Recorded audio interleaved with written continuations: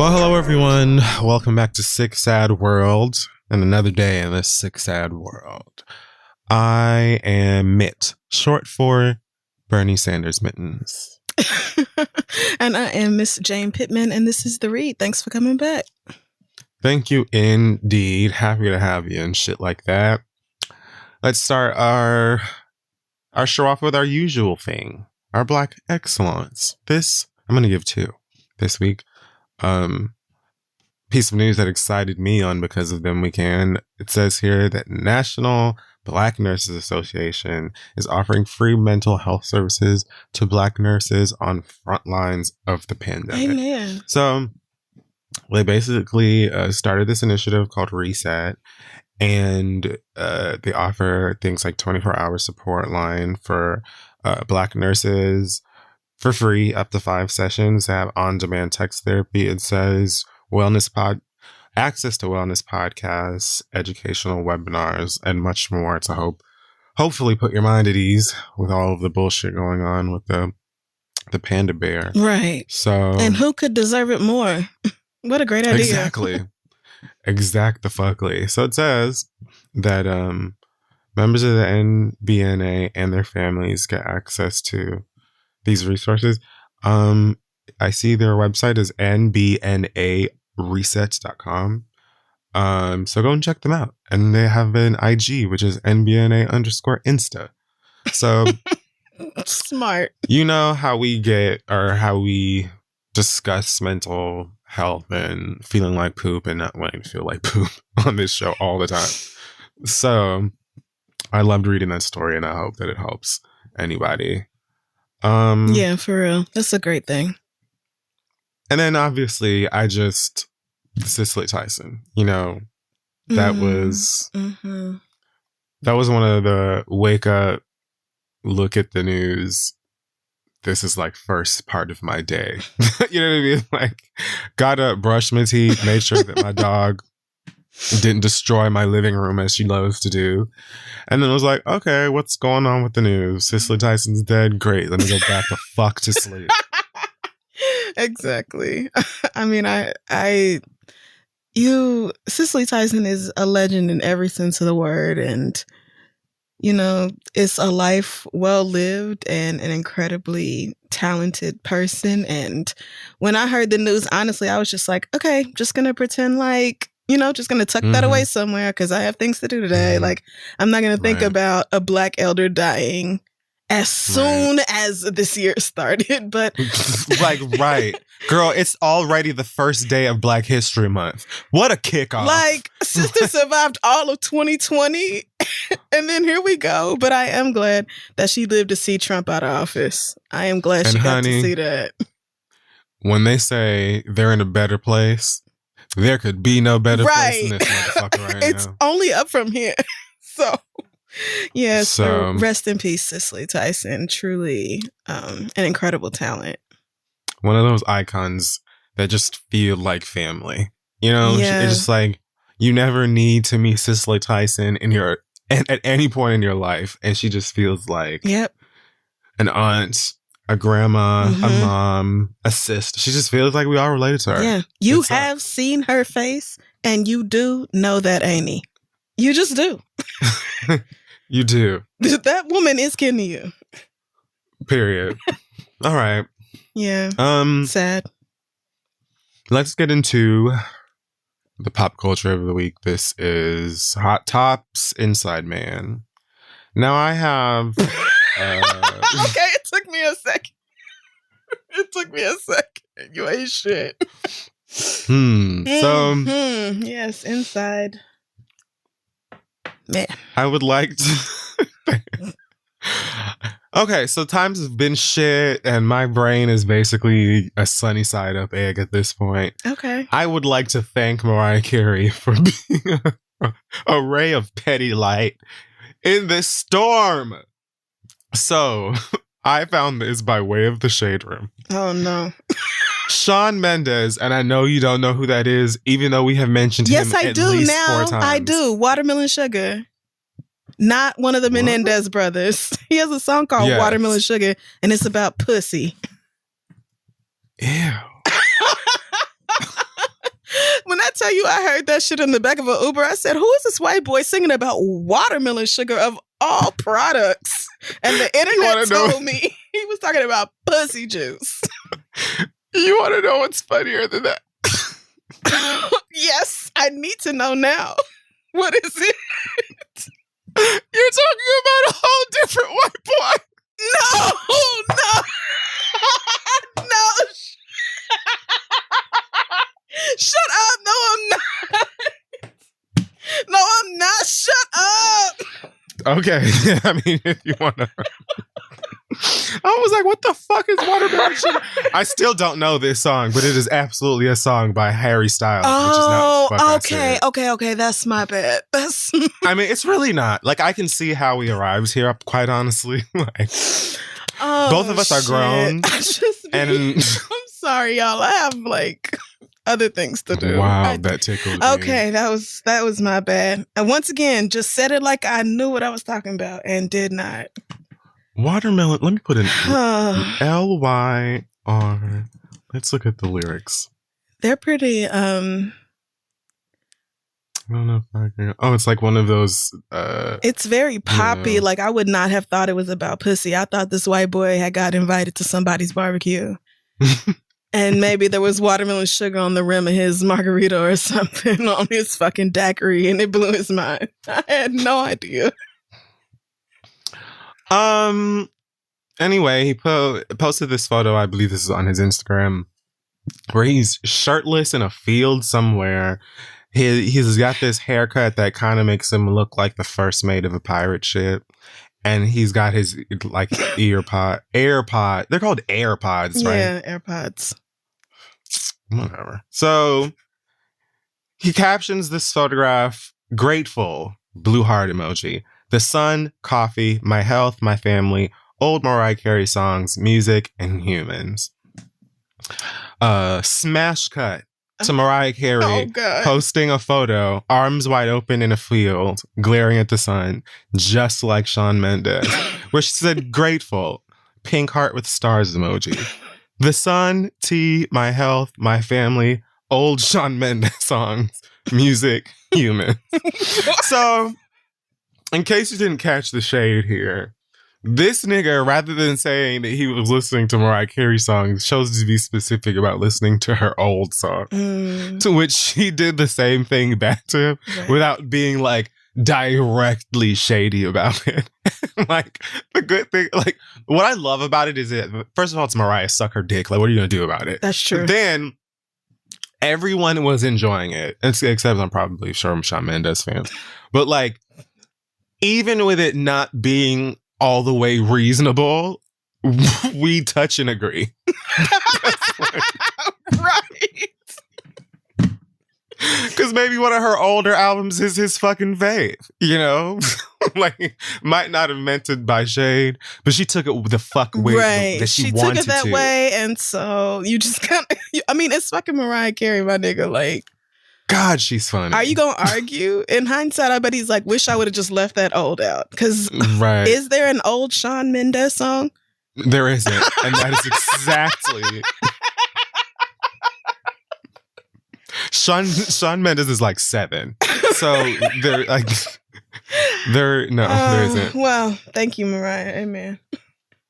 I told you last time we talked about him that he's the white boy who always says that he's not gay. Yes. Like, he has like a quarterly press release. Still ain't gay, girls. Just in case you wanted to know, felt like the streets were talking. None of us care, girl. None of us care. Mm-hmm. There are 700 of you walking around West Hollywood alone right now. The girls aren't pressed at all. Right. Who is this for? Who do you keep saying this for? That's the thing. It's like, I feel like someone, like PR, someone should get him on the phone with like members of NSYNC or the Backstreet Boys or literally any other guy celebrity. Yeah. Because they all have had rumors that they were gay. Not even just in pop music. Drake, Trey Songz, Bow Wow, Chris Brown. They say it to everyone. It's almost like a passage through stardom. Build a bridge, girl. Like, what the fuck? Right. Even the ones who are gay, like you probably could learn more from them than the rest of them. Lance Bass makes fun of his own like closeted self on TikTok, and it's hilarious. So that's true. You know, maybe you could turn some of the rumors into jokes, or maybe you could just chill because who cares if you're gay? Not one of us. I just really feel like nobody cares if you're gay, but okay. Right. So I read a fun tweet from Plies, aka "We love to see you smile," about the vaccine. And yes, I knew it. The tweet goes as follows. It says, "I'm."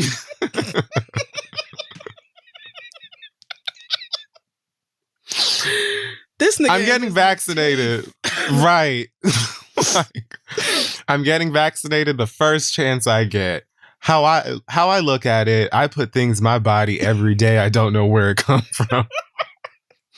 If I done trusted the weed man, who I didn't know, ate from the food truck outside the club, drunk Hennessy and Red Bull, and survived, I should be straight.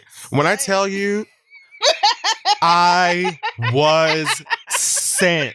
Like, bitch, I died.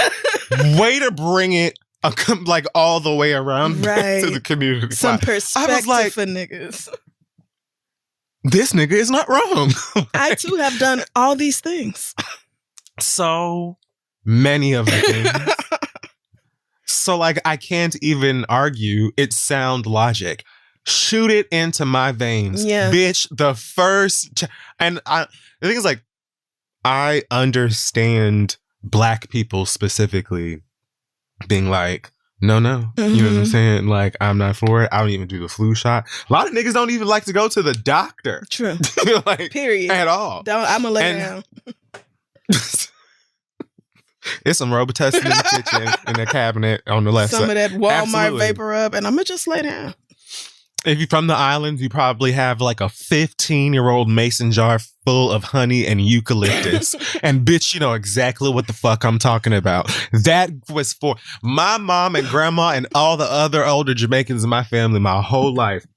If you had a cold, the flu, tennis elbow, pink eye, it didn't matter what it was.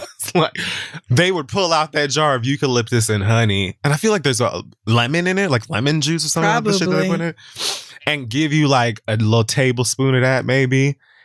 And I remember being sometimes trying to act like I was sick just so I could have some. Oh, was it fermented? It was just delicious. Oh. Like, I don't know, like, it's like sweet, but also tangy. But then it has that like cooling whatever rush of the eucalyptus. I mean, it tastes like it should be for medicine, but like the best medicine you could have. So I used to love when my mama would crack open that jar, bitch, because I was like, yes, give it to me. But it sounds good. I understand why, you know, niggas are skeptical about getting a vaccine of any kind. From this government specifically. Right. The U.S. government and Black people do not have a good track record. Right. Like, not at all. So I do fully get it. But I think the more Black celebrities who talk about getting the virus and the science behind it, and just the fact that you ingest things all the time that cannot possibly be any good to you at all. Like, you still gonna make your own decision about the vaccine, but I'm glad that Ply said something. Yeah, I like that that angle that he brought to the table, because again, I can't blame us. But like, let's scoop on over to everybody the fuck else. Literally anyone. Bitch, if you would eat like a hot dog off the street in New York City, come on, girl, because you know that's not hot or buck dog. Up. You know it. So what's going on, girl? You know that is minced Subway rat. And plenty of y'all that are college students now were eating Tide Pods a couple of years ago, bitch, and you think that we forgot about it. So I don't want to hear too much of this goddamn caterwauling. Me and my friends used to live off the Taco Bell like value menu. So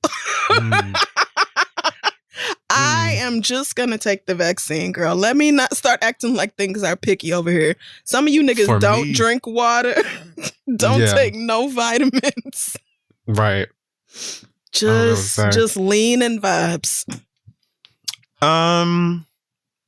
So Wendy Williams had her Lifetime movie come out this past weekend.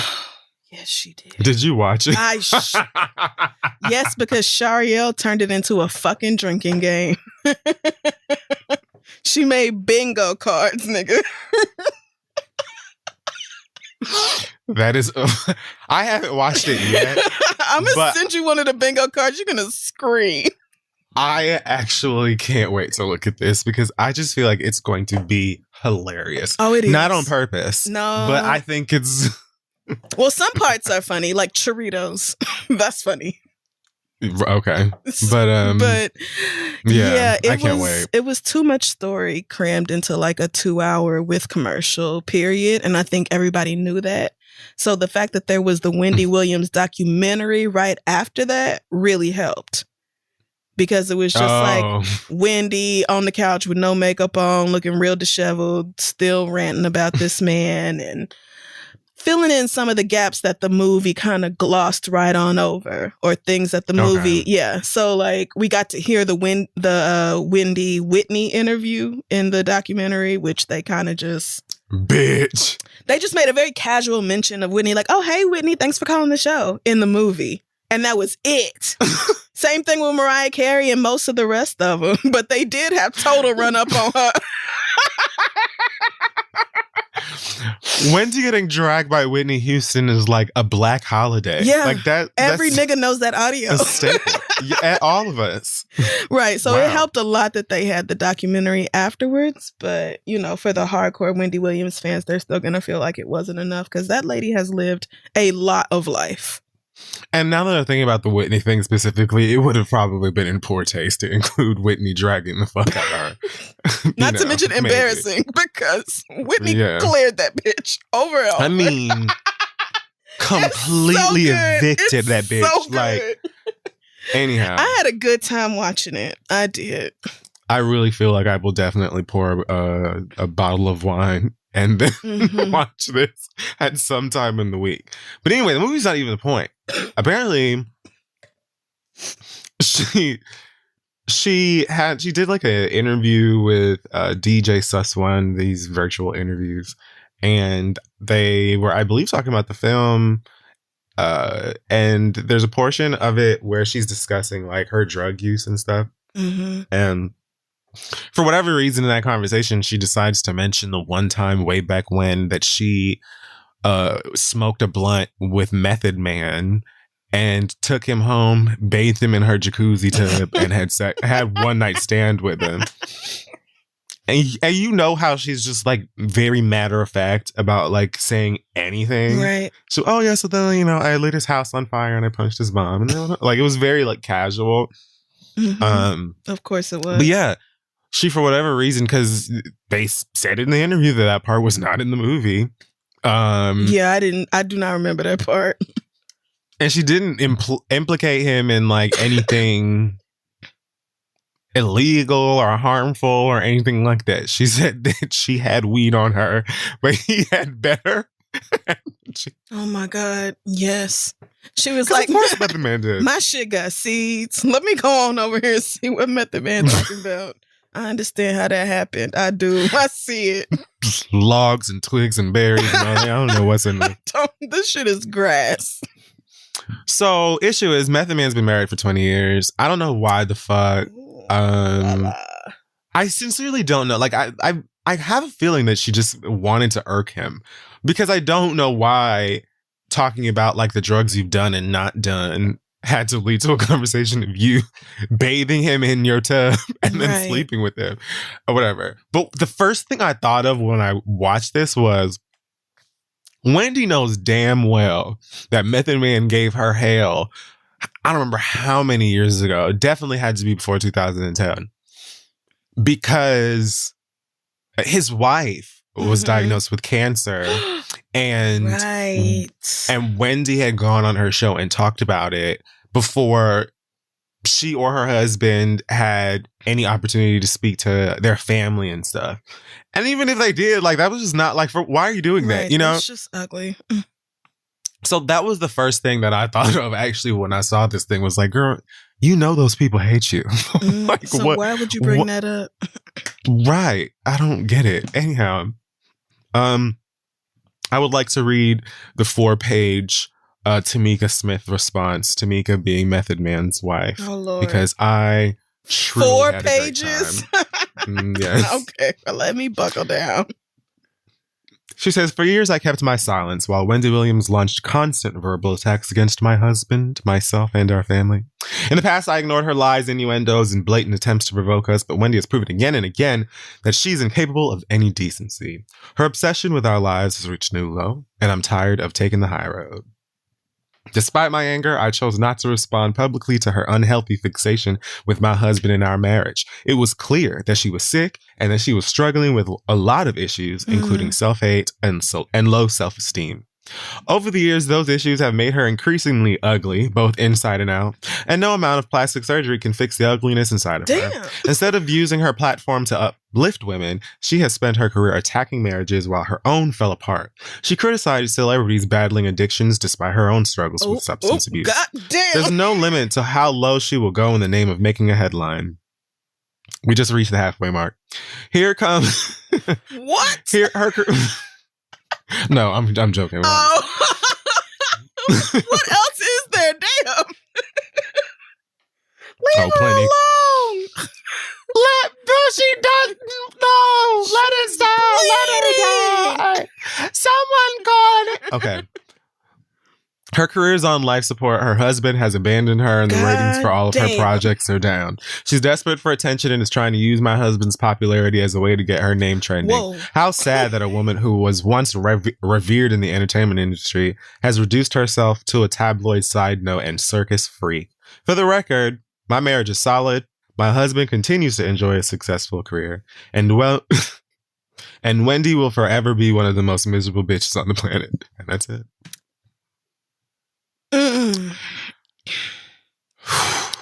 Well, as much as I appreciate some of the precision here, because some of this shit was hurtful to me. Like, damn, bitch, I guess. Yeah. Wow.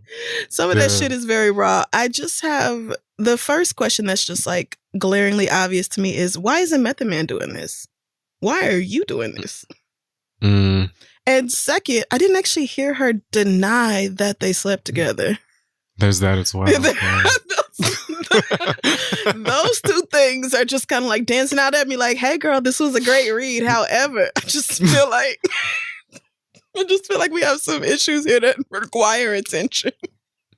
I mean, I understand her being aggravated with Wendy because of the history. And like, again... Bitch, I'm married to this nigga. Like, what are you doing? This doesn't have anything to do with anything. This literally could have just been your business or in a group chat or something. So I get why she's annoyed and said, you know what? Let me just go ahead and load this firearm like on my IG. Let me just go ahead and let it ring. However, what you are saying is in the balance of truth and factuality. I'm just saying, like, it's all we see this too many times where the women are the ones to defend their men against whatever somebody's accusing them of doing. And it's like, I just don't understand why, if Wendy is saying that she fucked Method Man, why Method Man's wife is the one to issue a statement instead of him. But, you know, ultimately that's their business. I listened deliberately, pretty carefully. And I did not actually hear her deny that ever happened. Yeah. So it's more like, why are you bringing up old shit? I tried to forgive this nigga and move on. And here you go bringing up old shit. I mean, and also Wendy leaking like her cancer news and all that. I would never forgive that bitch.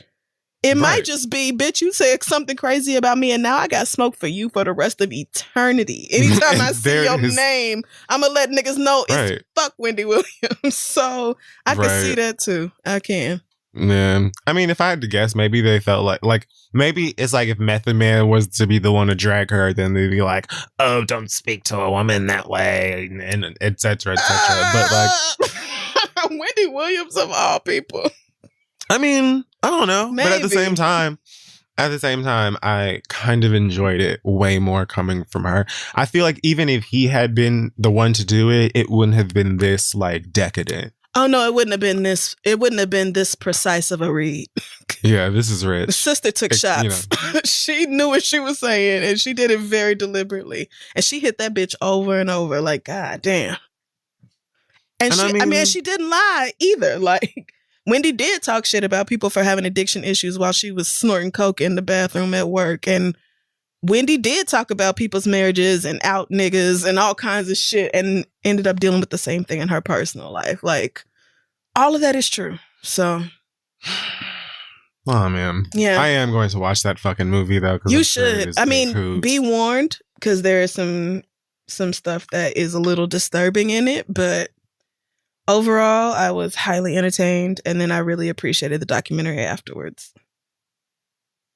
I don't even know what to think. They had Kima from Total in the documentary. I am so excited. You have to go watch it. It's so funny. You have to see that shit. I am so excited. Puffy didn't send us. Meaning, yes, Puffy absolutely sent y'all, but you should watch it. You should. Yeah, that's going to be a thrill. Floyd Mayweather's daughter gave birth to a baby boy, quite literally an infant. And she'd been sort of estranged from her dad for a while because she's dating that rapper nigger, NBA Jams or whatever his name is. Yeah. NBA 2K. I remember that. And yeah, so they kind of, I guess, were on the outs with each other. But Yaya Mayweather posted photos this weekend with her dad holding his grandbaby, his grandson, which I think is his first grandchild. Yeah. So it looks like they're back on good terms. And she even posted a comment that said, like, we thinking about moving to Papa's house or something. And if ever there were a time to scoop up your child, like, I feel like somebody got to parent Floyd so he can parent. Yes. But at the same time, like, correct. This absolutely warmed my heart because I love grandparents getting to play with their first grandbaby and obsess. And yeah, they do that. I don't know much about this girl other than the fact that she has consistently been in drama involving that boy, who also has another newborn baby by somebody else, mind you, that's like 2 months old. Yeah, don't that nigga keep having kids? Don't he have like 7 kids or something at this point? Something like that, I've heard. I don't know how many specifically, but yes, he does have a lot of kids. And she literally has like a stabbing on her record for like assaulting that man's other baby mama. Yes, we did talk about this. Okay. We did. So it's like, girl, you do know now that your son's siblings' mama is the lady you stabbed. Right? And that's never gonna go away. Kind of kid. Yeah. What now? It's like Father's Day photo shoot gonna be real awkward. Yeah. But I mean, best of luck. Your daddy undefeated. Is he? Is Floyd Mayweather? I don't care. I honestly don't know. But, I don't know. I would say, like, I'm glad she and her dad are back on good terms. And I guess that's true. But, like, also it's Floyd Mayweather. So. Yeah, anything's possible. Right. I'm still like, ooh, I know that person needs a lot of help. But, family support is everything. And at this point, good news is always the time. Right. It's always the time for good news. I knew what you meant. Bitch. Yeah. I wanted to say it right. Shit is really fucking like crazy out here. So yeah, let's take it. Okay. So T.I. and his wife Tiny are being accused of sex trafficking. An ex-friend of Tiny's first accused Clifford of like holding a gun to her head in front of kids. She says that he did it because she beat up his former assistant that was treating Tiny like a slave, which is so confusing to me. Like, because I almost want to know how that happened, but I don't. Literal same. Like, I'm really confused on how that dynamic was formed. Right. Like, how the fuck is your husband's assistant treating you like the fuck anything? Like, that's not your husband. His boss's wife. Right. Like that.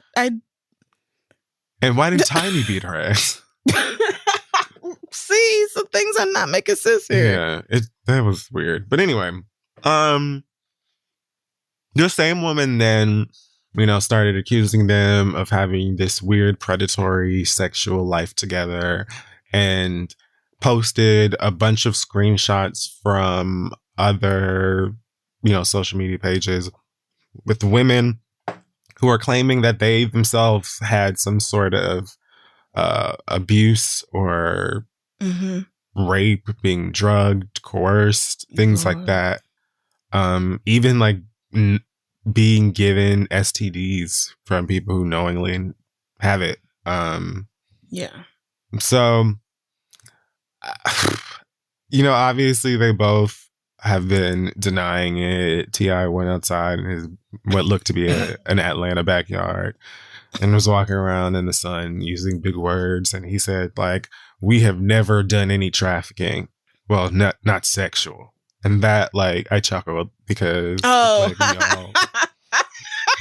gonna lie, I did laugh. I'm mad that it took me a second to get it. Like, what other kind of trafficking?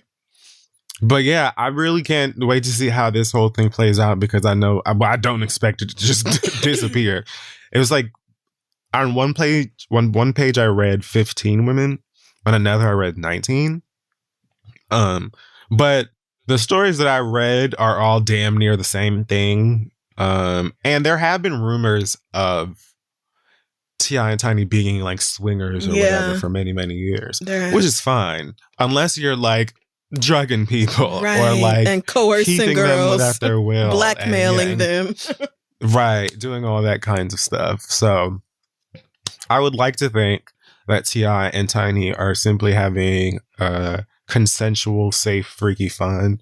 But this is the thing, it's not, I don't even know if niggas know what this is. Like, I don't even know if niggas know that that's sexual. Right. I don't know. I don't know that a lot of people automatically register this as like a crime, but definitely is. And we'll see if it ends up in the court system or not. Regardless, I just wouldn't be surprised. I just would not be surprised. I hate to say the same. I'm sorry. The way that man talks about women, treats women, his whole general attitude towards women, I would not be shocked at all if that was true. Because people were saying back when he first came out talking about his daughter's hymen, getting her check. When he first said that, people at the time were like, the only reason that you're this like overprotective and insanely invasive and all of that other stuff is because there's a possibility she gonna run out in them streets and meet a nigga just like you. Oh yeah. Well, that is basically like this is basically that sentiments like Christmas. Like that's what is his facts. That was its birthday and this is the Christmas. That's very true. Oh man, I don't know, but like I said, I'm sure there will be more information on this and whoever. I think that the ex-friend who has been the one compiling all of these messages was talking about they need to do a surviving T.I. and Tiny because they really have been out here like being sexual deviants and predators for years and years. Well, I mean, I don't know what Tiny was involved with and what she did or whatever else. So, but I truly don't care about that either. By the way, I really don't. I just would not. I mean, it's sad, but this story is not terribly uncommon. Rich people, powerful people, influential people do shit like this all the time, and wives, husbands, other spouses who you think would never go along with it all the time. Yeah. So yeah, it's a sad story. I'm sorry for those girls. Yeah, me too. Anyways, that's it. I'm done with our topics for this week. That is that, child. It's just tragic. Can't we just all go on a vacation, like in our minds? When can they build like some science fiction pod where you lay in it and then you just feel yourself by the ocean? Yes. The warmth and everything. Or wherever else. maybe the rainforest or, Beyonce house or something. On a lake, whatever you niggas like to do. Did you fucking see Miss Tina post that picture of her makeup saying that Blue did? Yes, nigga. I sure did. I said, wait a minute. Hold on. Because last time she posted Blue doing her makeup, it was like, clearly a child had done it, stickers on her face and all this. Nigga, this here was a little Junior Beat. Like, Blue Ivy is about to be carving the girls, and I cannot wait. being someone who knows basically absolutely nothing about makeup, if she would have just posted that picture, no caption, I would have assumed she did her own makeup. Right. Someone, but I would have never guessed that her fucking 9-year-old grandbaby would not have face like that. What can Blue said, Ivy y'all thought I not was do, playing. nigga? Thank you. And I heard someone posted a video of Saint West counting to 1,000, or he can count to 1,000 in Japanese. I was like, bitch, what the fuck do I do for a living? I barely remember long division. I don't know shit about shit. I've never tried to count to 1,000 in any language. So in any one of them. Perhaps I'm just failing right there, as it is. But Blue said she ain't never seen a ceiling nigga, and she meant that shit. Anything she want to learn how to do, she finna master it. These kids deserve a better world than this. Not just the rich ones, but all of them, damn it. They do. They deserve a better world than this one. I am so goddamn sorry, babies, that this is the place that y'all are. It sucks. Yeah. It just does. And it is none of y'all fault. It's literally all of these grown-ass dummies that tell you that you can't have a fruit by the foot before dinner. The fucking gall and audacity. Bitch, you should have a fruit roll-up whatever the fuck you want, especially if your goddamn mama voted for Trump, because she's weird and that is weird. So matter of fact, go break something right now. Go push a vase over or something right now. Do it. All right, I'm finished. Okay, so there are many mornings for many of y'all where you wake up and you pull your covers back over your head because you live on Earth, and why bother? Right? Me too, except on afternoons because I'm a freak. So you should rather pull your sheets over your head because they're so comfortable. And that's why you have Brooklinen. They work directly with manufacturers to make luxury available directly to you without the luxury level markups that we hate in this damn economy. They have a variety of sheets, colors, patterns, and materials to fit your needs and your tastes. They have over 50,000 5-star reviews and counting. And myself, I literally just put them sheets on my damn bed because I needed to change mine anyway. I'm not even gonna lie to y'all. I love them Brooklinen sheets. Like, same. I love them. Today was definitely a get up and pull your covers back over your head day. So shout out to them. It's 2021. Do something nice for yourself this new year. To help you do that, Brooklinen has a special offer. If you go to brooklinen.com and use the promo code TheRead, you'll get 25% off when you spend $100 or more, plus free shipping. So that's BROOKLINEN.com and enter the promo code TheRead to get $25 off when you spend $100 or more. And you get free shipping. Brooklinen.com, use promo code TheRead at checkout. Enjoy it, sleep tight, don't let the bed bugs bite. Let's get back to the show. Now is the perfect time to turn your cool idea into a new website. And of course, you can do it with Squarespace. Squarespace has everything that you need, whether you're showcasing your work, blogging or publishing content, selling stuff, announcing events, or literally anything you can dream of. You can do it with Squarespace, and you can get to know your audience with their analytics tools. These include insight on page views, traffic sources, time on site, audience geography, all the things you'll need, especially if you're talking to advertisers about spending money with you on your website. And hey, it's all right there on Squarespace. And it is so simple. Seriously, they have so many different templates you can choose from. You can use drag and drop to make it all your own. And the websites are optimized for mobile right away. Y'all have no idea how clutch that is to not have to worry about plugins and all that extra mess to get people on the phone to see your site. It looks great on any device, and every Squarespace website and online store comes with a suite of integrated features and useful guides that help maximize prominence among search results. You know, those SEO tools are very important. Google said so it must be facts.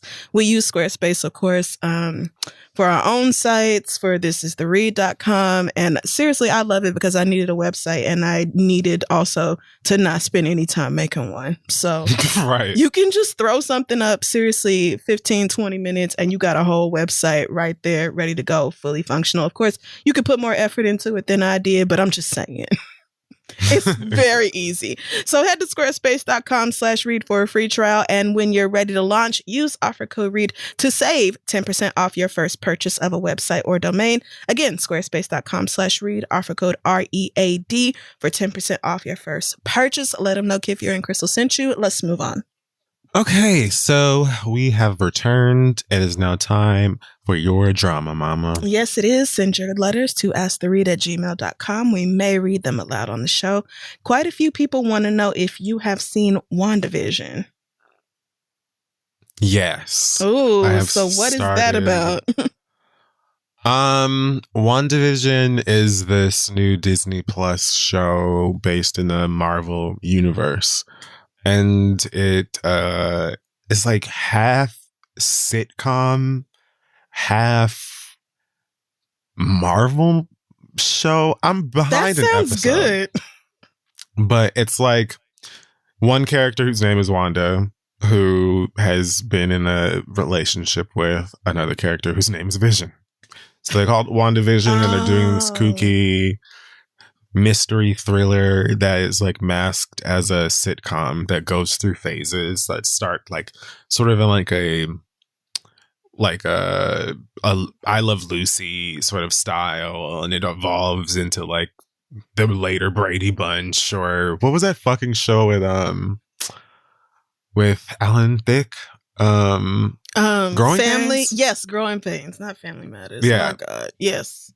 So yeah, it's fun. I really can't wait to see how it is going to evolve, and I'm really excited for Tiana Paris to play the character that she's playing. Tiana Paris is in this? I don't know if you didn't see Captain Marvel, did you? Yes, I did, because they said Marvel. Oh, you did watch it. And I exclaimed. And the shit doesn't count. It does. They said it multiple times. When you remember her best friend, the black girl, yep, like the pilot, yep, her daughter, Tiana Paris is playing her girl. Yes. Oh, I have to see it. I have to watch it now. Thank you so much for that. So I'm really excited to see her be a badass, and I hope that they include her in like the movies that come up and stuff too. Okay, yeah, I'm liking it so far. Huh, okay, yeah. Let me add that to my list. Oh, and I heard that I heard that Ryan Coogler is going to be working on a Wakanda show on Disney Plus too. So that's exciting. Oh, really? Yeah. Huh. You know what else is on Disney Plus? They just announced Dinosaurs. Thank you for bringing that up, because I did just see that as I was watching WandaVision like a day or so ago. And it reminded me that I used to be so creeped out by that show. Let me see how old I was. What? Dinosaurs, I loved it. It was almost frightening for me. I just remember them always just being so creepy looking to me. I remember like the opening credits made me uncomfortable. Like I'm looking at them now. And I love that show. Not the mama, nigga. I loved it. Yeah, I may have been like 3 or 4 or something when this. Oh, okay. That's 5, why. maybe. That's why. Yeah, I was like little. And I just remember like I watched it, but I just remember being very unsettled, especially by that freak baby that was always abusing his dad and screaming, "Not the mama." Ooh, that show freaked me out. Not a freak baby. Why were they so hideous? They were dinosaurs, my nigga. Were they supposed to be gorgeous? There wasn't a dinosaur that ever looked the fuck like this. Oh, they were like, they looked like people that turned into dinosaurs. Well, I mean, this was like a family show. Like, why is this nigga wearing a Letterman jacket? Did you want them to be like real T-Rexes? Probably. And the way that their faces moved. Oh, God. What a nightmare. Okay. Well, I'm going to watch it on Disney Plus probably when we hang up.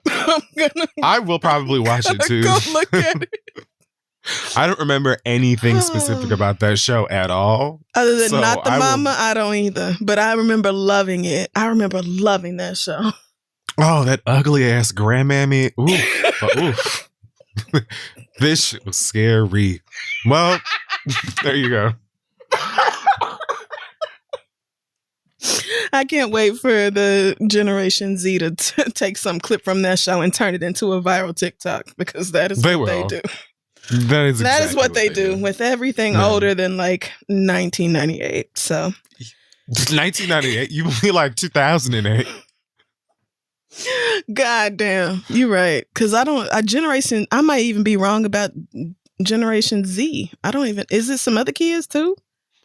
Oh, I don't know. Did it start back over with Alpha? It's something. I don't know if it started over again. I just know the kids love referencing shit from the 90s and into like 2003. You'll go back and like listen to some songs again or watch a couple of movies that you thought came out in the 90s or before, and there will be a strong 2002.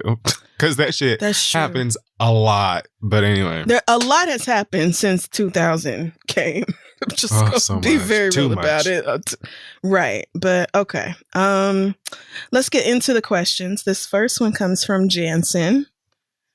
Jansen is a white man, if you couldn't tell. And he says, I did. Okay. I am a white man married to a black woman. My wife and I own a business selling apparel online. Currently, there is no public face to our company, so people are supporting solely based on our products. My wife wants to start marketing our company as a black woman-owned company. We are 50-50 partners, and technically the company is half owned by a black woman, but I am not comfortable with doing this because I am not black or a woman. I told her that she is a black woman business owner, but our business is not a black woman-owned business. In addition, I work in law enforcement. Oh my God, why are you listening to this podcast? I cannot understand how a white cop ended up listening to this show. Really can't, but we move. While we I'm locking my door extra tight tonight. Oh, he's not a cop, sorry. He has his own law enforcement agency. While we are not a large corporation, I feel like it is... Okay, never mind. The corporation is his and his wife's. Anyway, I feel like it is dishonest to present our company as a black woman owned when several people may seek out black woman businesses in order to avoid supporting white or male dominated companies or companies that support the police. My wife thinks that I'm being dramatic and there's nothing wrong with this approach, and I am not about to tell a black woman how other black people may feel about supporting a company half owned by a white police officer. Girl, she scooped up one that thinks. I don't know. She found the one white cop. One in this nation. Wow. She suggested changing ownership to 55-45 so that she would be the majority owner, but I don't think that makes it any better. I just feel like we should either remain a faceless company or be honest about exactly who we are. I've asked a few of my colleagues, both black and white, but they are all men and they all agree with my wife.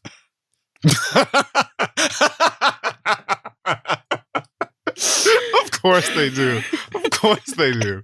Am I wrong for feeling guilty about not wanting to present our company this way, especially given my profession? Thanks in advance for your advice. I love your show. Really don't understand how, Jensen, but thanks anyway. Yeah. Really don't. We drag you and your people every episode.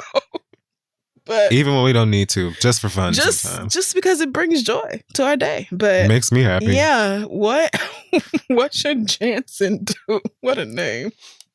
All right, so here's the thing, Jan. I feel like I actually agree with you. I agree with him.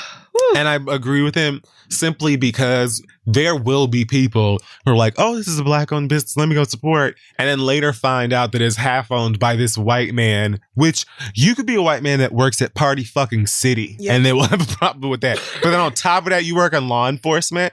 I just feel like he's right in the sense of labeling it as a black-owned, even though technically it is also white male-owned.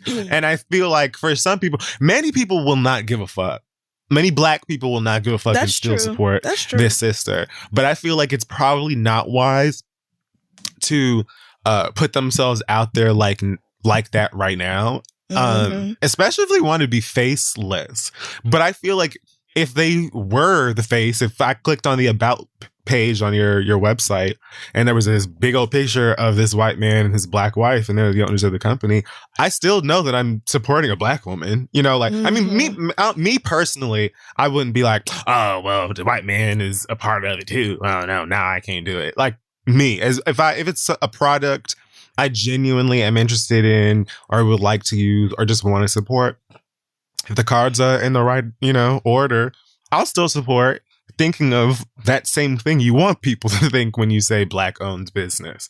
I just feel like placing the name on there I just feel like it could go the wrong way or be taken a different way. Like, I don't think it's necessary, is what I'm saying. Right. It's kind of like how they say half truth is still a lie. Right. It's just, exactly. You're just not being transparent about it. Like, yeah, it is owned by a black woman and it is also owned by a white cop. Like, two things are true.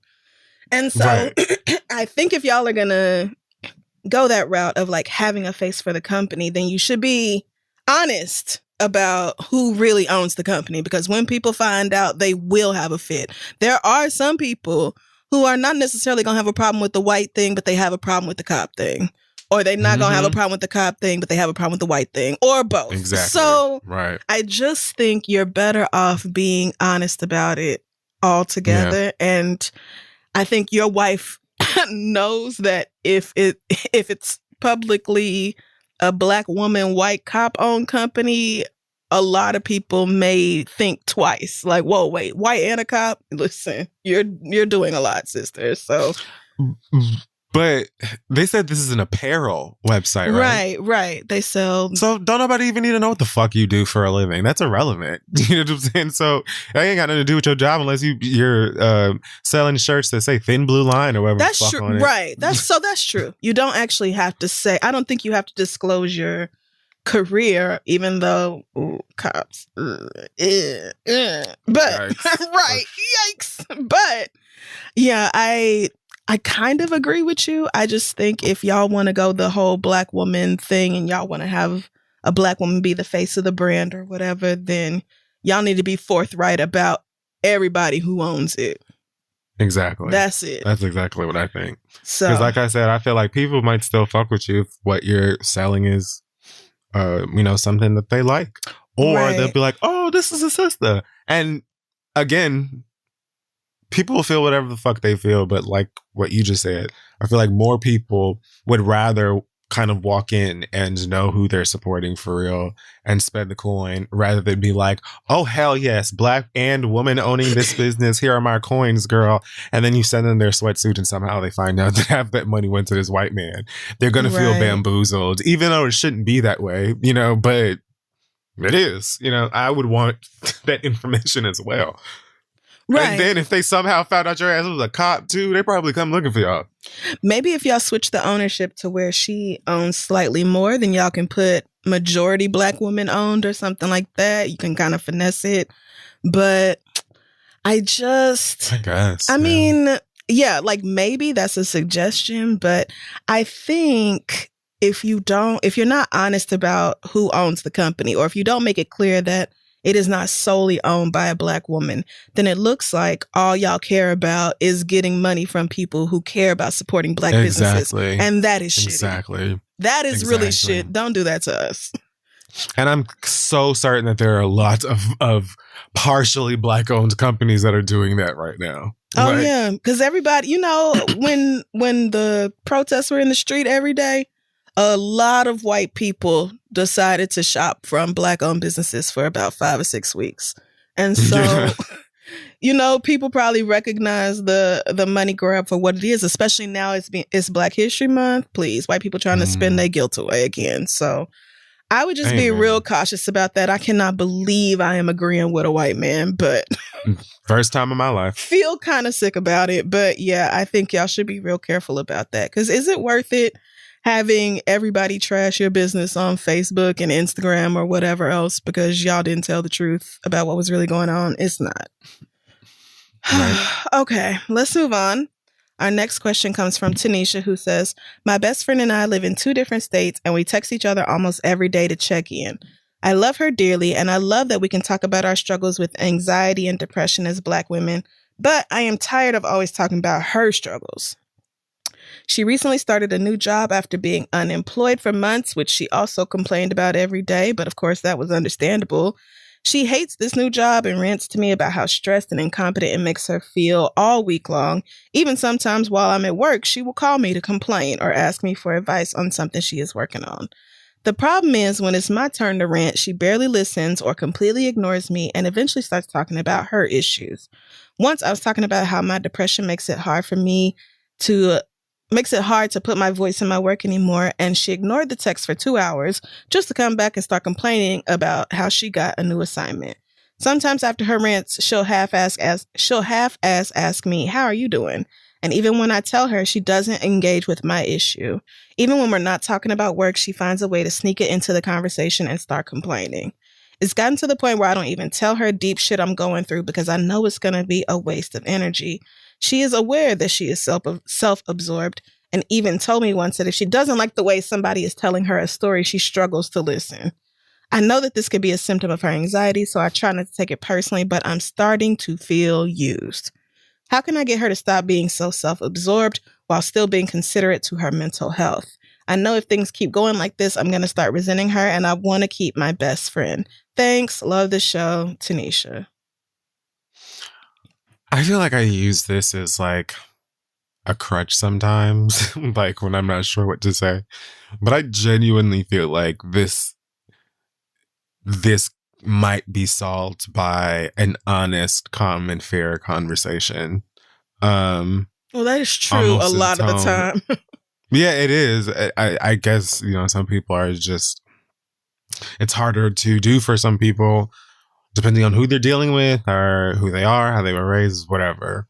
But it's not fair if your friend is constantly seeking you out to sort of help to calm them or be ears that they can vent to or whatever, but can barely pay attention to anything that you do or anything that you're saying when you're in the same position. And her saying things like, if she said if she doesn't like the way someone is speaking, then she struggles to listen. Out, yeah.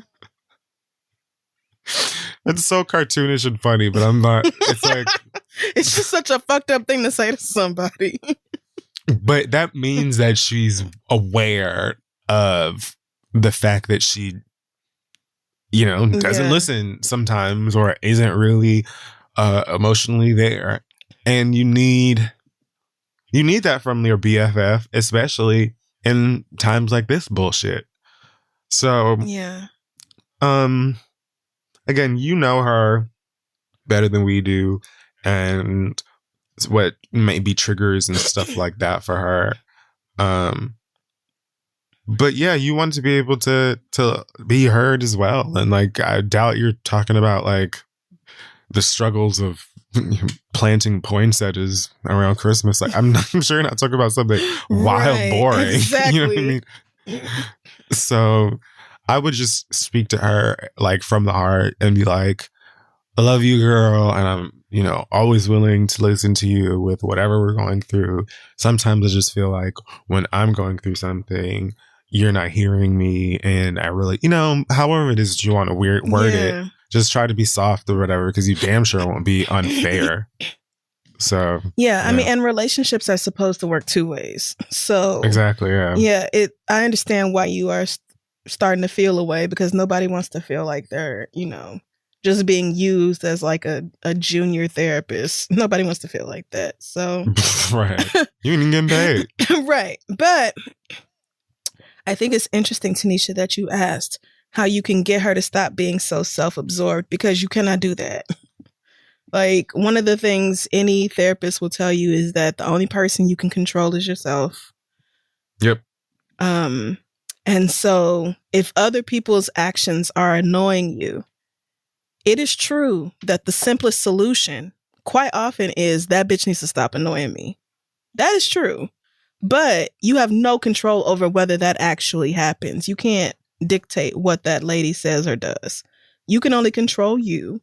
And so what I would say is, instead of how can I get her to stop being so self-absorbed, what can I say to make sure that she understands that I'm fed up with the dynamic that our relationship has? So I feel like you're something like you're irritated by it, and maybe y'all have kind of had surface level conversations, but you're really not being real with her, probably out of concern for her mental health. And that's understandable, but you have to take care of your own. And if this lady is stressing you out this way, then I feel like your focus here should be talking to her about how, like, tell her that it's not just like some cutesy little thing that doesn't bother you. You're like really irked by the way y'all's relationship is going. And that if it's not something that both of you can focus on changing, then you might just have to fall back for your own good. Because this is stressing you out, and you don't want to, like you said, you definitely don't want to get to the point where you start resenting her for something that she doesn't even know is a problem. She may not know it's a problem. So you've definitely got to be real with her, and you've got to be completely honest about how much this is getting on your nerves. This is your best friend. If you can't talk to your best friend about something like that, then who can you talk to? Right. So, I mean, I get it, but you have to... I get it. You have to take care of yourself at the same time. Yeah. So I think nail on the head. It's definitely less about helping her not be self-absorbed, because like you said, you're not in control of that. Right. That's something she got to decide to do. So you got to take care of you.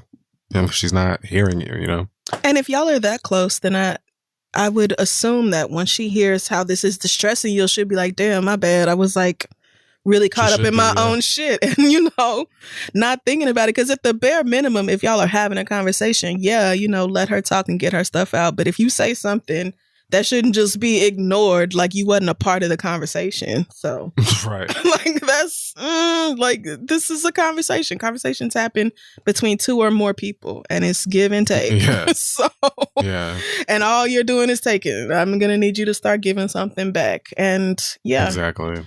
Hopefully y'all are able to work this out.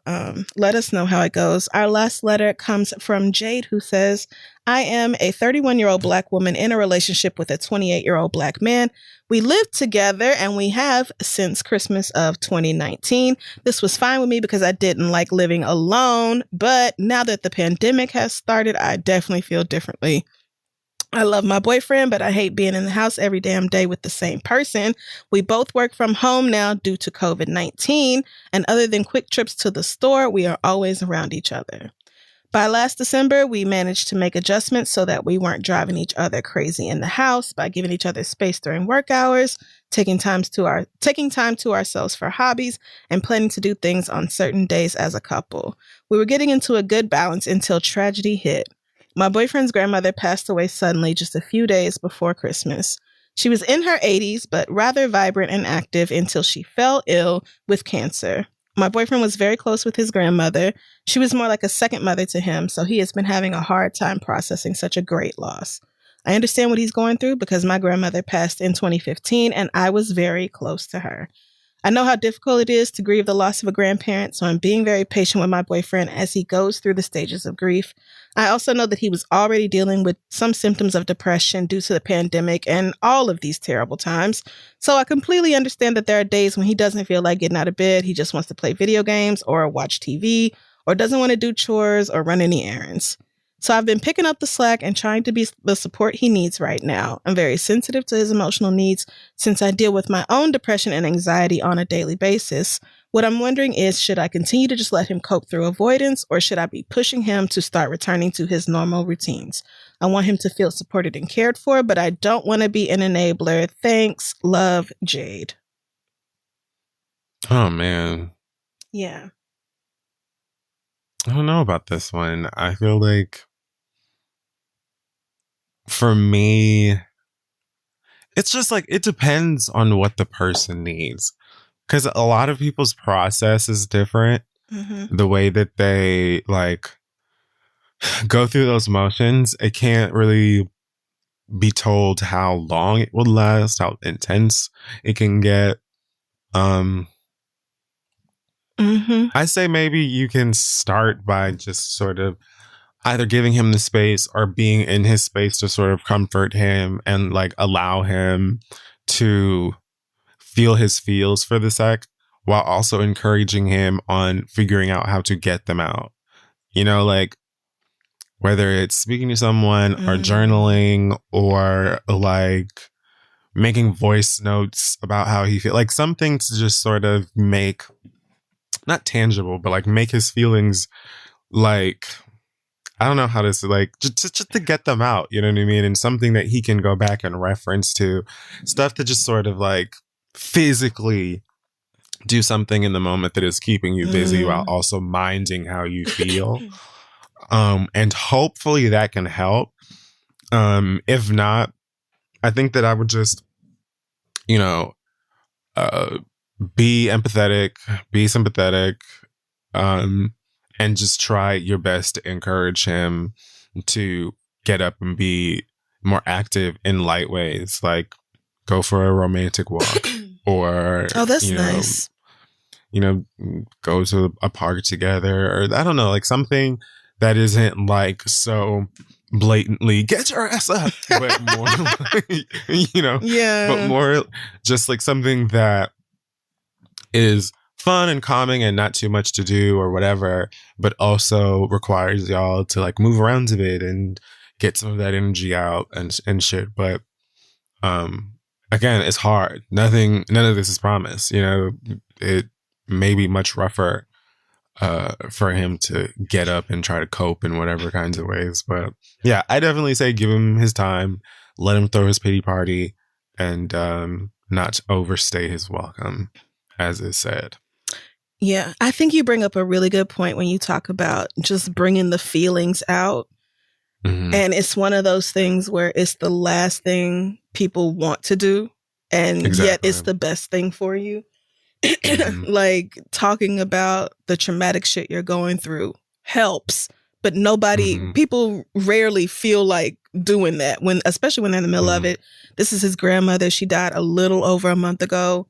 So yeah, I'm expecting him to not fully be on top of, you know, regular chores or whatever else he has going on. So I definitely agree with Kid Fury that like gentle, supportive ways of like doing things that are good for him are probably your best bet here, without pushing him into doing something he's not ready for.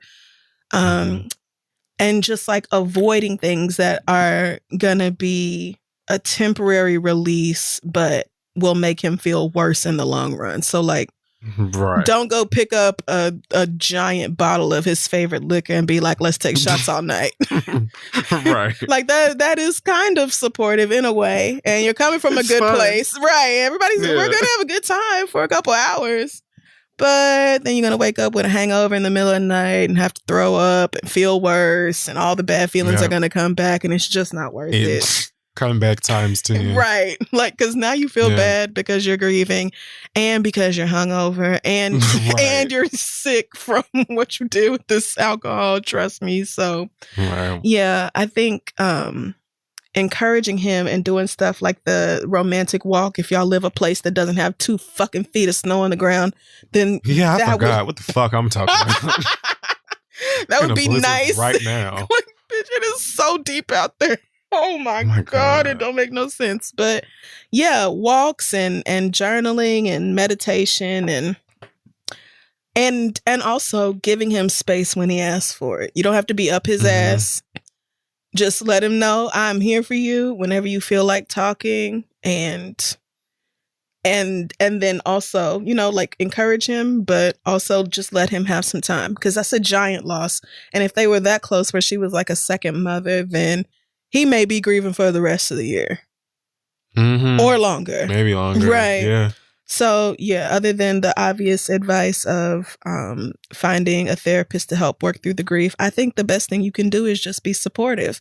Never to the point where you're not giving a damn about your own health or your own self-care. Right. You definitely should not be neglecting that. But, you know, just when we are going through it, most of us really need is somebody who loves us to sit and listen. Right. It means everything. So. And don't be too pushy. Like you said about like finding things to take his mind off of it that won't be destructive or harmful or whatever. Like, I was sitting here thinking I'd probably go to Target and get like a big ass puzzle and come back and be like, oh yes, hey, come help me put this puzzle together. Like something that is like light and will just sort of put his mind at ease, maybe even laugh. You know what I'm saying? You could try playing Crystal at Mario Kart. You're probably gonna lose. You're gonna lose. She's basically a black belt. It's now, all I do. I was playing Mario Kart when you called me. So like, there's that. But yeah, I agree. Yeah, do something fun, and best of luck to you. Just be patient. This is, I mean, and you know what it feels like. So the same patience and grace you would have wanted, try to show that to him. And God bless. A lot of people are dealing with grief. The pandemic is still super real. So yeah, Lord help us. But on that cheerful note, that wraps up the letters. Again, if you have a question for us, send it to asktheread@gmail.com. We're going to take a quick break and be right back. All right, so it's officially February, which means that we only have a few more days before Valentine's Day, and y'all inundating the internet with pictures of you and your man's wine glass or whatever the hell. How you gonna call us, Alex? So this is just the right time to make sure you have a helping hand and ear by your side to get you through moments that are too rough in your relationship or otherwise. Talkspace lets you send and receive unlimited messages with your dedicated therapist on their platform 24/7. With Talkspace, you set the goals with your therapist and they hold you accountable.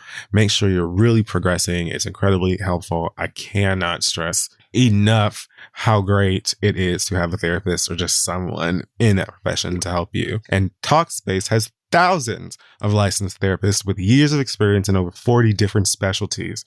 And it's a fraction of the cost of in-person therapy.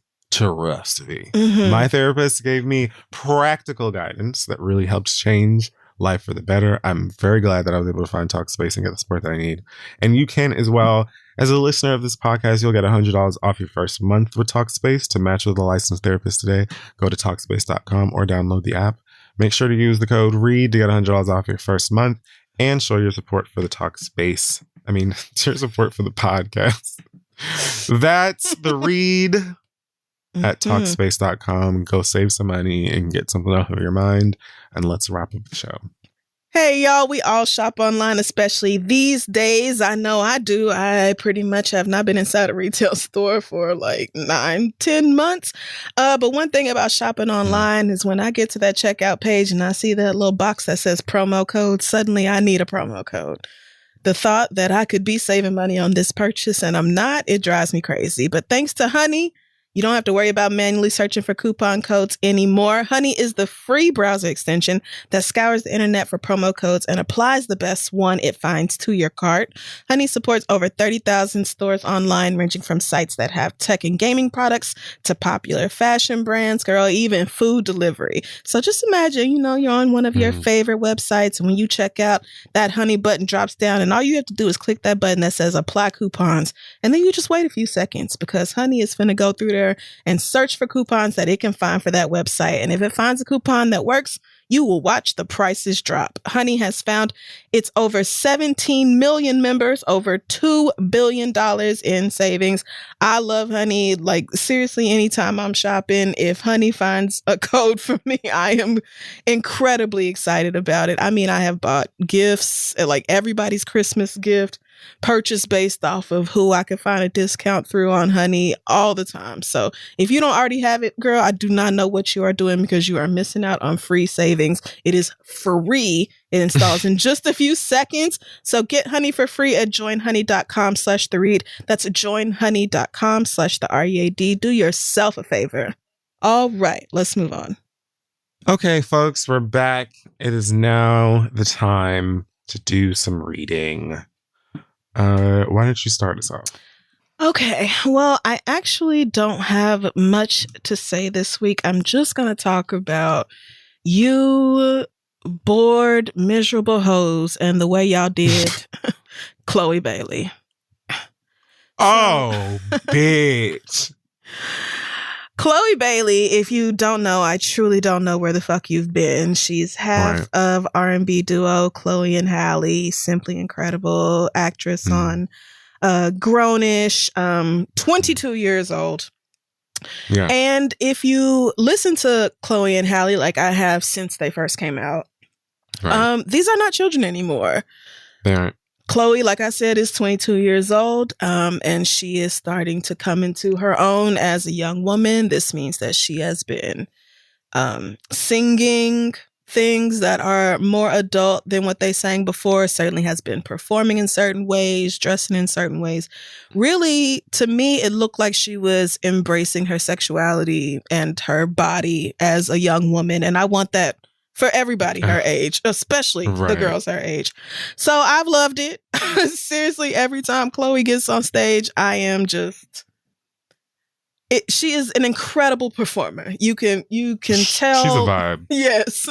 You can tell that Chloe has the talent on every front to back up what she's doing here. But over the past few days, like I said, these miserable, raggedy hoes on the internet have been dragging Chloe for doing things that everybody else her age does, like the fucking Bust It challenge. Right.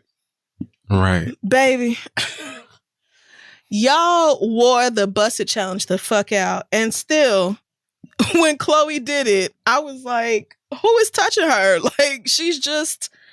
So she did that. She had a short little video on Instagram where she like walked into a room in a t-shirt and panties, lighting some incense and sage, and, you know, being one of those people who does that sort of thing, just being cute, smiling and laughing into the camera, being a young girl, a young woman, I'm sorry, having a good time. Right. You bitches have been talking about how Chloe is everything but a child of God. Immoral, won't no man want her. You out here only giving a fuck, trying to get a man's attention and doing... Have you met a man, Sid? First of all, it doesn't take anything to get a man's attention, but I think a lot of this is coming from the fact that Chloe is quite shapely. Chloe has, frankly, the body that a lot of these white girls are paying for. She's got the lips. She's got the hair, she's got the ass, she's got the thighs to match. Like, she is an incredibly beautiful girl. And yet y'all I really don't understand why y'all have such a problem with the Chloe Baileys and the, what's Michael B. Jordan girlfriend name? Lori Harvey. Lori Harvey. Y'all have such problems with these young women just being out here, being gorgeous, loving themselves, having a good time, documenting it on the internet like every fucking body else does. I really don't see how y'all have an issue with that, unless maybe you worry that women who don't follow the rules will end up getting the things that you want and you feel like you deserve them because you are chaste or modest in some way, and so therefore you deserve what? Likes? What does Chloe even have that you are so pressed about? I don't even get it, but she got on Instagram talking about how she doesn't even really think of herself as sexual or attractive, which blew my mind because this girl is gorgeous. But it just goes to show that no matter what people look like, you don't really know how they feel about themselves on the inside.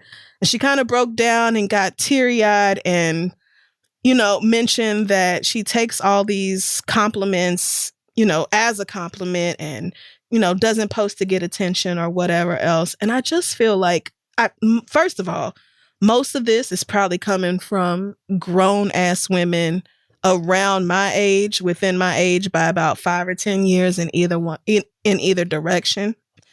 I would hope not. I mean, but I really think so. Honestly, I really think it's grown women between like 28 and 40 who are, I would not be shocked, I'll say that, if it was mostly them, because what I noticed and what I remember from my own youth is that older women can sometimes look at younger generations and be mad that those girls are freer than we ever were. Well, oh, wow. You just, that was lightning right there. And they hate on you in the most ridiculous ways. Sometimes you're not hurting nobody.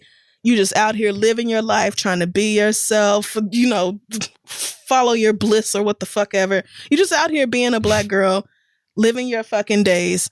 And here comes some older black woman mad at you because how dare you not feel bad for having your ass out on Instagram and you could have never done that. Okay, sister, that's your problem though. Right. So the two things about and little that. Scrappy Mama still does it to this day. So I have to understand what's up. So first of all, you can do it at your big age as well. Now, you might be mad because you don't have your 22-year-old body anymore, but you can do that regardless of what your body looks like. You don't have to look like Chloe Bailey to wear the things she wears and to document yourself on social media like that. You just don't. So you can do it right now at your age or size or whatever else is going on with you. But also, do you not want things to get better for the new generation of young women? Do you not want that? Right. It's kind of like the arguments that you see about canceling student loan debt and then people being like, but what about the people who already paid for it? Do you want everybody else to fucking suffer? Do you understand student loan debt is like the greatest debt most people in this country have? You know what, Tad? You're right. Now that we think about it, you're correct. Why should we help any of these goddamn students pay for their fucking education for whatever foolish ass reason and have to live on a diet of ramen and Snickers? I should not do that. No one should help them at all because you paid for school.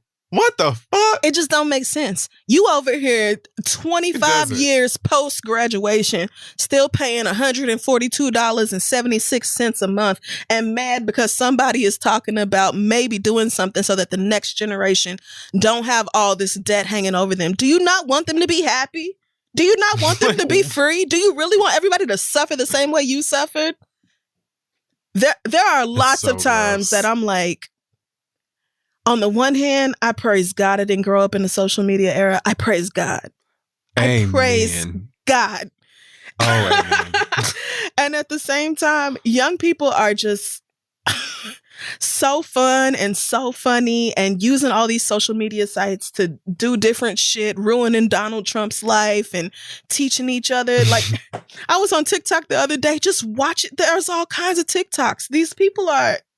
they are really doing incredible things. A lot of it is garbage and a lot of it is golden. So true. Yes. Exactly. So there's part of me sometimes it's like, damn, I wish I was 24. I would probably be, making TikToks and I haven't even tried to figure out how to make a TikTok. Like, I'm not doing that. I gave up. I'm not doing it either. I'm not doing all that fucking editing for a 10-second long video. But I love that the kids love it. And I just can't imagine being so unhappy with my own life that I take it out on a young black woman who is just living and who I should be proud of by any other account. Right. Like, I love her music. I love everything that she has going on. She's funny as fuck on Grownish too. I just don't understand how y'all find it to be mad at a black girl for living her fucking life. I don't.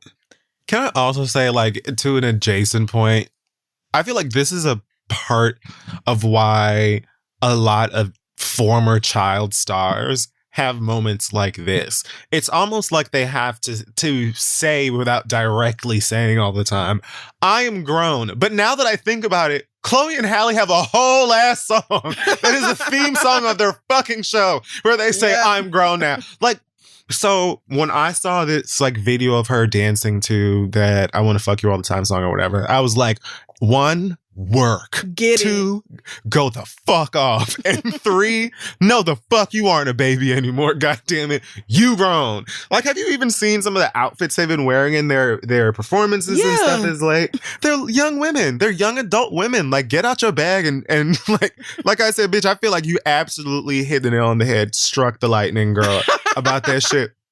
Yeah, I feel like a lot of older people, like even our generation, like you said, like just mad. They feel like mad because a lot of these kids are having more freer experiences. They're thinking and learning. And there are little breadcrumbs that generations like ours and the ones before us have sort of left, you know, along the path, mostly unknowingly, probably, where a lot of these young people are also like, oh, yeah, you know what? The adults fucked all of this up. And so why do we do it different? They get it. Yeah. Don't talk to me. We can't breathe this fucking air.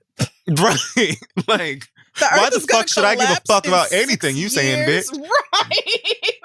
I'm supposed to give a shit about you, girl? Is that what you think? Because I don't. And I'm not. Right. And I can't blame them for that attitude. And I just don't. Y'all have got to learn to take that bitterness that you feel and turn it into making your own damn self happier. Because being mad at this girl and criticizing her for loving her body and being comfortable in it and being comfortable showing it accomplishes literally nothing. You just look old and mad. She's not your baby. She isn't. And odds are the people who she does belong to are quite fine.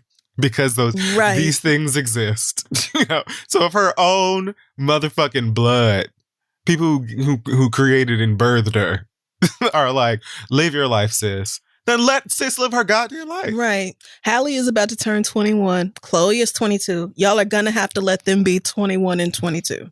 They're adults. I get that we've been watching them since they were kids. I get that we watched them go through puberty, basically. But they get to be grown. Yes. So just let it go. They grow up like every fucking body else. Let it go. Okay, I'm done. Well, I have a read to pass to you this week. Pass the read like we used to. I'm going to, before I read, say that I thoroughly enjoyed this. I really did. Oh, Lord. Okay, so it starts with, Dear Severna Park White Lady, I understand that the most recent census data shows that Severna Park is about 87% white. I get that with a median household income of $139,754, the poverty rate of 2.97%, and median property value of $533,500. Sorry. I get you felt that you were living damn near Stepford and that you certainly didn't expect my black ass to possibly be your neighbor. But here we are. Uh-oh. I was still basking in the dawn of a new presidential administration. I had barely readjusted my hairline after being dragged by my forever FLOTUS Michelle and them, which, pause. Nigga. Michelle. Nigga. Cleared it. Cleared it. Like, punched in and out. Michelle cleared it. Every single part of it. The outfit was crazy. The hair was wavy. All of it. I had to give it to her. I live. Okay. I had just been refreshed with renewed hope by Amanda Gorman, another Liv. So imagine my surprise in the middle of my two-step shuffle ball change to pick up my parents' mail at my childhood home when you started erratically waving to get my attention. I saw you, Severna Park White Lady, with your equally Anglo-Saxon dog, rushing toward me, and I just waited for you to state your purpose. Severna Park White Lady, you stopped at a respectable COVID distance, which gave me a false sense of hope that this interaction would not be the bullshit that it eventually was. You turned on your friendly halfway apologetic voice and said, I don't want to interrupt you. Do you work for the people that live here? I stared at you blankly for a second. God, bitch. But because I did grow up here after all, Autopilot offered me the following. My parents live here. Severna Park White Lady, baby, what is you doing? That was in all caps in case you didn't. You gave me the standard look of surprise and relief, feeling free to continue an inquiry about my parents. Oh, no. Or if my parents would be willing to sell their Range Rover. What? Go home! You know that lady did not give a fuck about that Range Rover. She was gooped. Okay, because she didn't could not believe it. She thought you cleaned houses and she was about to ask your rate. I took your name and number down, and you were none the wiser of the toxicity you perpetuated in your initial inquiry that painted me as the help in front of the only home I ever knew while growing up. Woo. How have you managed to botch the simplest of interactions? Even if insincere, a simple, do you live here? Would do. What? In that moment. Thank you. In that moment, as if I didn't know before, you took my black skin as a dead giveaway that I did not belong there. I had just left a funeral and had on my best BCBG coat and pearls with my Uggs because a bitch was cold and trying to be comfy. But it doesn't matter. No matter what I was wearing, my black skin may just as well have been a vacuum strapped to my back. Facts. Meanwhile, Sarah Beth and them could have on sweatpants, Cookie Monster pajama pants, a beekeeping suit, a space suit, a three-piece suit, a sundress, a moon dress, or anything else in between. And you would not assume that they were there to work rather than minding their own business at home. So with that, Severna Park White Lady, I'm not even mad. I'm just disappointed. Strive to do better, be better, and improve the scent of your upper lip in 2021. And then she says, cue the Let's Get Loud. This is your land remix. Respectfully, MCT Esquire. Oh, when I tell you, that email blessed me. It was like such a beautiful journey. It really was. The wording was on point.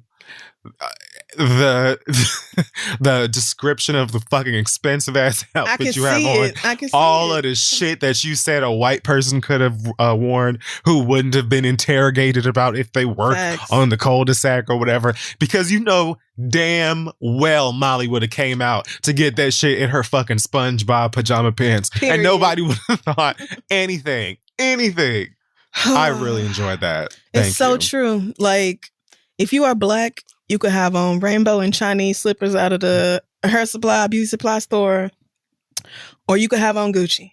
White people still gonna disrespect the fuck out of you when they see you in a place where they don't think your black ass belongs. Right. I'm not surprised. How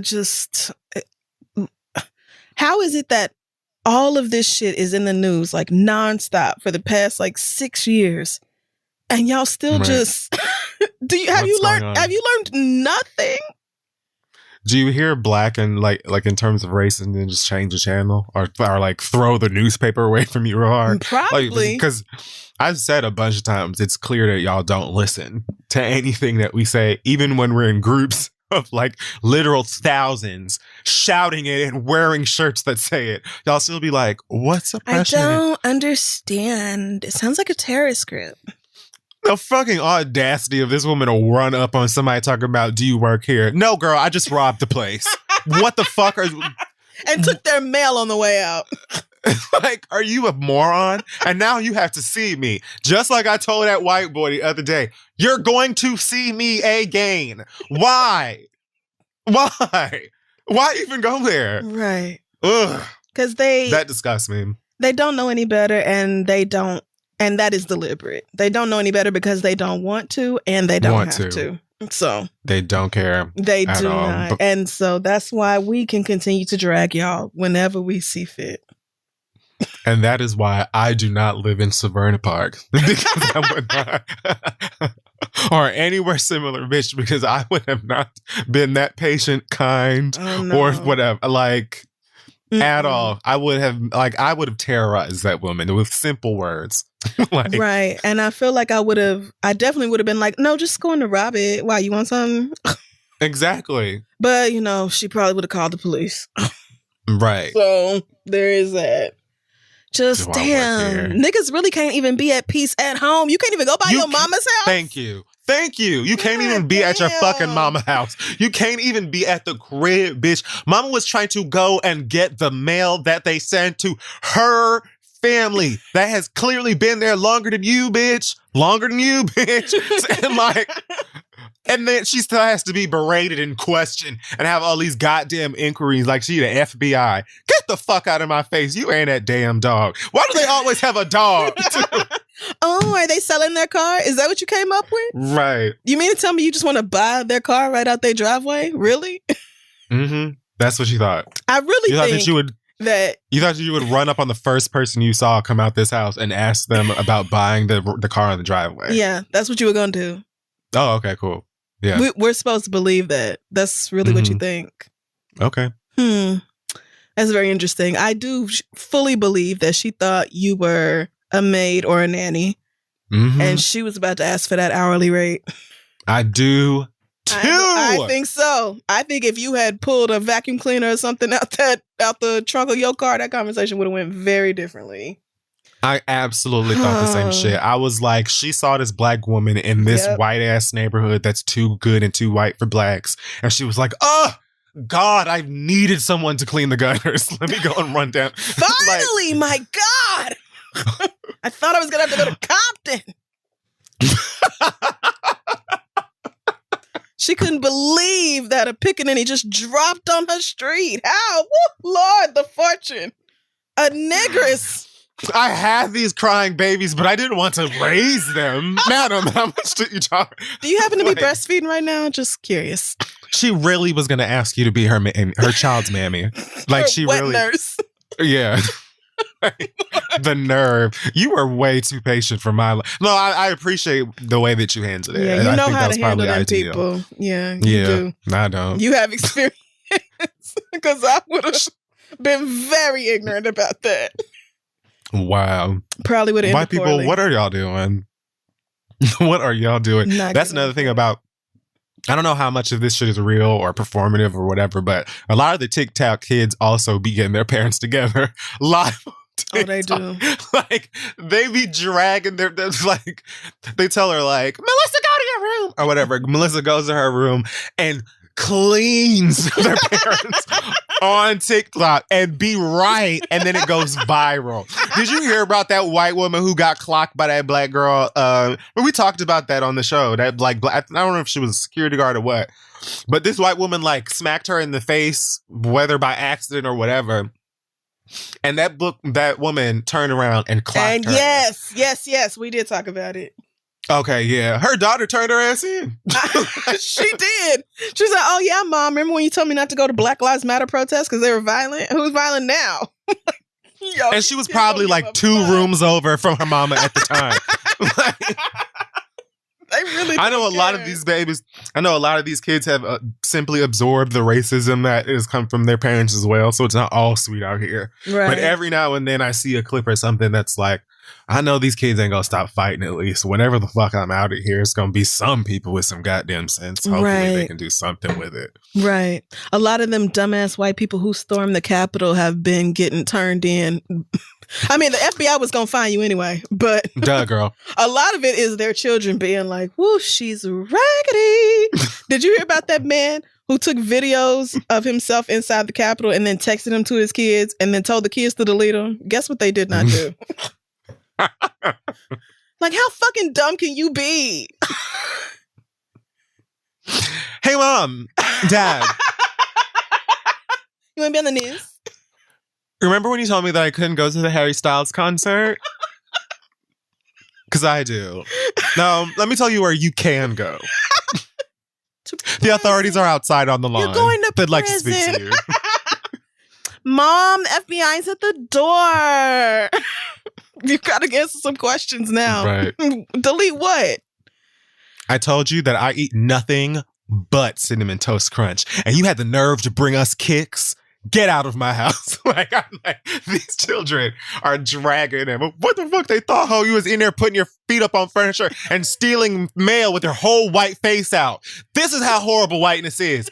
That is how dumb and horrible whiteness is. Y'all bitches literally stormed the Capitol Not at all hiding your fucking identity with all kinds of dumb shit because you knew the ease in just getting your ass back home. And then you pulled back up to the airport and Delta told you to turn your ass back around. And you in there hollering and crying and acting a damn fool. What do y'all be on? No, where do you think you are? Right. Fucking no thank you, girl. I don't even know how we got on the subject of white people have... Oh, because white people always have audacity. Right. Yeah. Of course. They have it in all kinds of ways. So, yeah. Shout out to that. What was her name? Who wrote the letter? She said she ended it in MCT Esquire. Oh, right. It's probably smart not to put your name in it, but yeah. Clearly you know how to deal with these racist ass motherfuckers. It is not your first time. Yes. Better you than me. God bless all the black people who have to make decisions every day to not go to jail behind crazy ass white people. Or die behind crazy ass white people. Because it's more of us than you think. Because you don't even be over in their space. Mama was on the property that was hers. Simply going to get her mail. That is it. And here you come. Why? And here you come. And I like to assume that the dog, like, in its mind, is just like, I'm so sorry, girl. Like, she been this stupid as long as I've been here. If you had heard the shit she was saying in the house, you would be disgusted. Right. Whites, do better.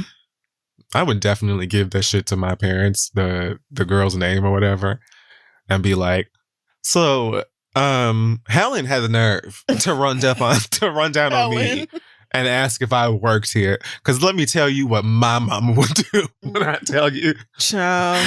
My mama will stomp right over to that motherfucker house and drag. And the reason I love my mom's draggings is because she's completely unmovingly saved. Like, my mama loves Christ. So she's not even going to go over there and use expletives like I would. But she can read someone without raising her voice, without like anything. And it almost comes off as kind. She will drag you so hard and then leave and make you feel bad, not just for whatever you did to get read, but for just being a horrible person in general. Like, I love that shit when it's not directed at me. So my mama would absolutely go over there and clear that shit. Who the fuck you think you are? I mean, and it would be exactly what she deserved. Right. Just leave us alone. You see a black person, just keep going. Just keep doing whatever you were doing and don't talk to us. Right. Literally don't. I don't even care. I don't care if Freddie or Jason is chasing you, bitch. Don't come and say nothing. Especially then, hell, don't come nowhere. Right. Just especially don't bring that danger over here, bitch. Mind your white ass business like you would any other time. Right. Ugh. Well, that's it. Oh, okay. Well, that wraps up this week's episode of The Read. Don't forget to check us out at thisistheread.com. We are on at thisistheread.com. We are on social media across all social platforms. Find us at This Is The Read. And don't forget to check out the People's Lawsuit. People's Lawsuit is a coalition of abortion funds and providers in Texas who have come together with a groundbreaking legal challenge against a web of burdensome abortion restrictions. They are fighting so all people, specifically Black, Indigenous, other people of color, queer and trans, low income, teens, and people living in rural communities in Texas can access quality health care without any barriers or stigma. So join them in their fight at peopleslawsuit.org/TX values. That's TXVALUES. Check them out. And I'm trying to think if I have any announcements this week, but I don't think so. You have any news?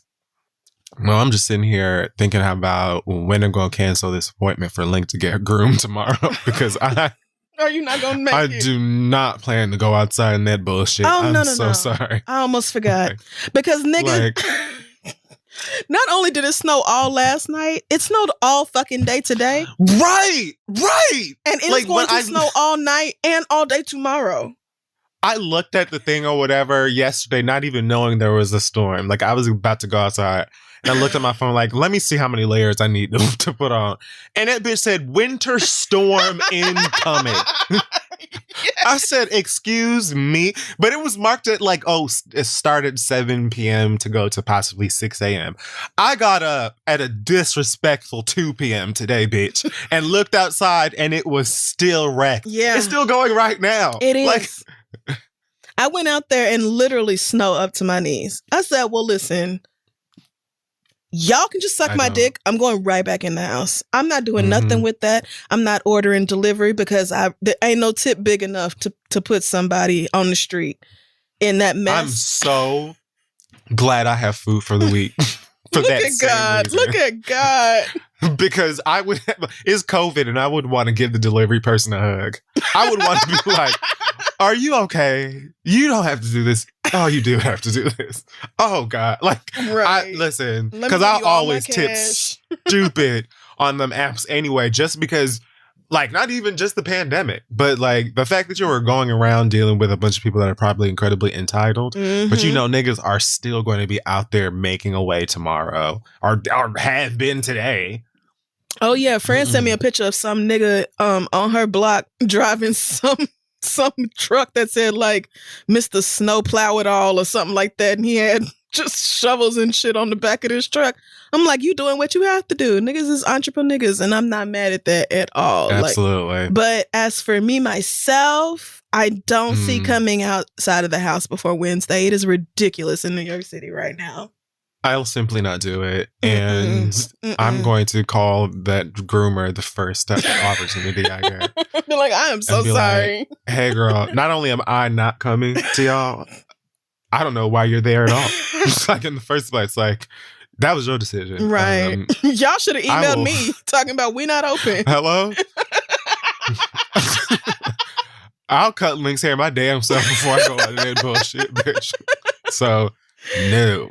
Oh, okay. Well, we will see y'all next week. Thanks for listening. Bye.